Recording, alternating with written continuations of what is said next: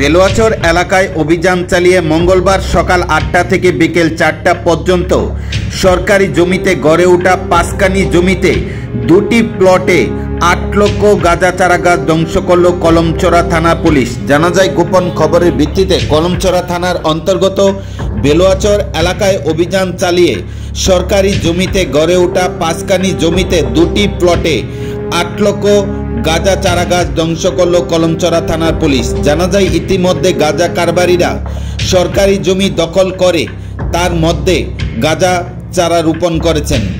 খবর পেয়ে পুলিশ মঙ্গলবার সকাল থেকে বিকেল পর্যন্ত অভিযান চালিয়ে দুটি প্লটে ৮ লক্ষ চারাগাছ ধ্বংস করেন। সংবাদ মাধ্যমে এ নিয়ে বিস্তারিত জানান কলমচড়া থানার পুলিশ।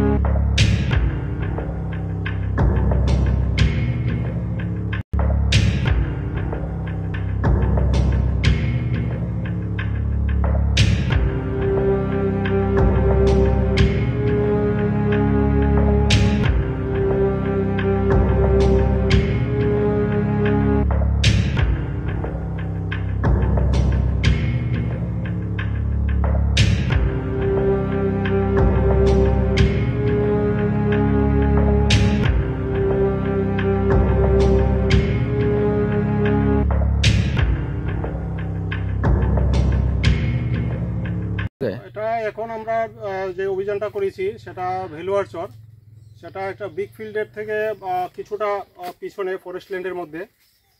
এখানেও আমরা দুইটা প্লটে করেছি। এটাতে গাঁজার নার্সারি ছিল, দুটো আলাদা আলাদা নার্সারি ছিল। নার্সারি আমরা ধ্বংস করেছি, সঙ্গে কিছু চারা গাছ লাগানো হয়েছিল যেগুলোয় বাড়তে ছিল। ওই সবগুলা গাছ আমরা গোড়া থেকে উঠিয়ে নিয়েছি বা কেটে দিয়েছি।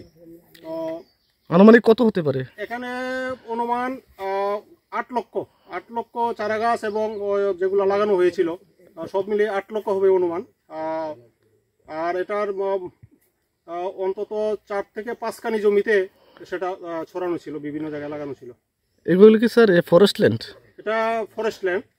আর নেক্সট যেখানে থেকে আমরা ইনফরমেশন পাবো, যেখানে আমরা সেখানেই অভিযান করব এবং এটা কন্টিনিউ থাকবে। Thank you sir.